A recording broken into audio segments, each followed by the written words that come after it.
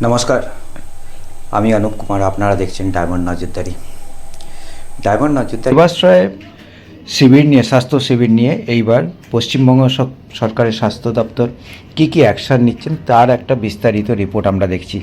আজকে আমরা এই ভিডিওটার মাধ্যমে ডিকোড করার চেষ্টা করব এই ঘটনাটা কি ঘটেছিল এবং এর আগে কি হতে পারে এবং প্রশাসনের তরফ থেকে কি কি অ্যাকশান প্রশাসন নেবেন।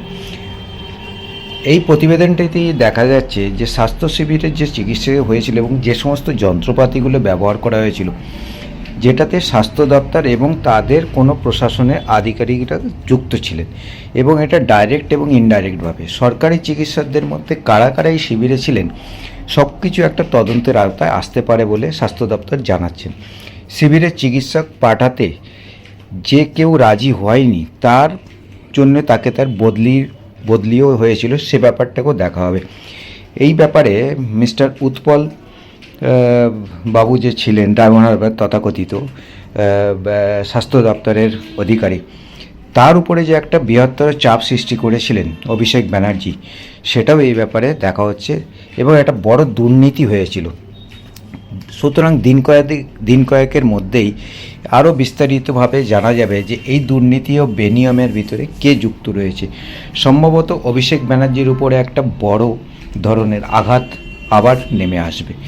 বিগত দিনে আমরা দেখেছি বিষ্ণুপুর থানায়, আমতলা বিষ্ণুপুর থানায় অভিষেক দাস ববি একটি মামলা দায়ের করেন, একটি এফআইআর করেন। সেই এফআইআরে উনি বলেছেন যে স্বাস্থ্য দপ্তরে প্রচুর বেনিয়মি ভাবে টাকা পয়সার লেনদেন হয়েছে এবং নিয়ম না মেনে সেখানে চিকিৎসার জন্যে সমস্ত কিছু প্রেসক্রিপশন করা হয়েছে এবং তার ফলে বেশ কিছু মানুষ পঙ্গু হয়ে গেছেন।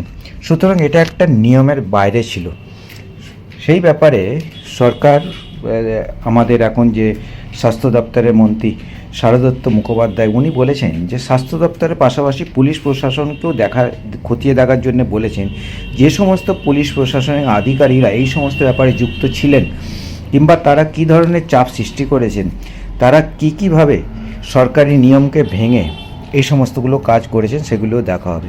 নর্মালি কি আছে যে আল্ট্রাসোনোগ্রাফির জন্য যে মেশিনটি, সেটি এক জায়গা থেকে অন্য জায়গায় স্থানান্তরিত করা যায় না, কিন্তু এটা একটা যে যন্ত্র, সেটাকে স্থানান্তরিত করতে গেলে তার একটা প্রপার একটা নিয়মাবলী থাকে যেখানে অ্যাপ্লিকেশান করতে হয়, আর সেই অ্যাপ্লিকেশান পারমিশন আসার পরেই সেটা করা যায়। বাট এই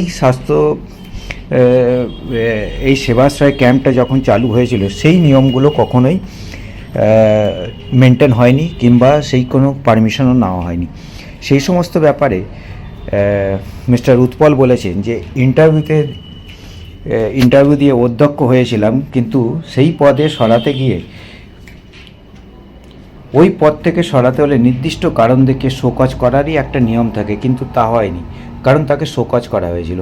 প্রতিবাদ করেও কোনো লাভ হয়নি, তাই চুপ হয়েছিলেন। উৎপলবাবু আরও বলেছেন সাংসদের অফিস থেকে কিছু বলা না হলেও জেলার এক শীর্ষ পুলিশ আধিকারিক নিয়মিত তার চিকিৎসা কেন্দ্রে লোক পাঠাতেন এবং তাকে একটা চাপ দিতেন, কারণ সেখান থেকেই একটা রোস্টার তৈরি হবে, সেই রোস্টারটা হিসাবেই স্বাস্থ্য দপ্তরে এই সেবাশ্রয় ক্যাম্পে যাবে। কিন্তু তাতে তিনি রাজি না হওয়াতে তাকে গত দিনে বদলির মুখোমুখি হতে হয়েছে এবং তাকে বদলি করে দেওয়া হয় অন্য একটি জেলায়। সুতরাং আগামী দিনে আমরা এই প্রতিবেদনটি থেকে এটাই বুঝলাম যে অভিষেক ব্যানার্জির আগামী দিনে একটা বড় আঘাত পেতে চলেছে। ওনাকে আবার সম্ভবত কোর্টের দ্বারস্থ হতে হবে। আমি অনুপ কুমার, আপনারা দেখছেন ডায়মন্ড নজরদারি। আজকে যে আমি ডিকোডটা করলাম, যদি আপনার এটা ভালো লাগে প্লিজ লাইক, সাবস্ক্রাইব, শেয়ার করুন আর কমেন্ট করে জানান আজকে এই স্বাস্থ্য দপ্তরের দুর্নীতি যেটা হয়েছে, অভিষেক ব্যানার্জি করেছে, সেটাতে আপনার কি মতামত। Thank you so much. Jai Hind, Vande Mataram.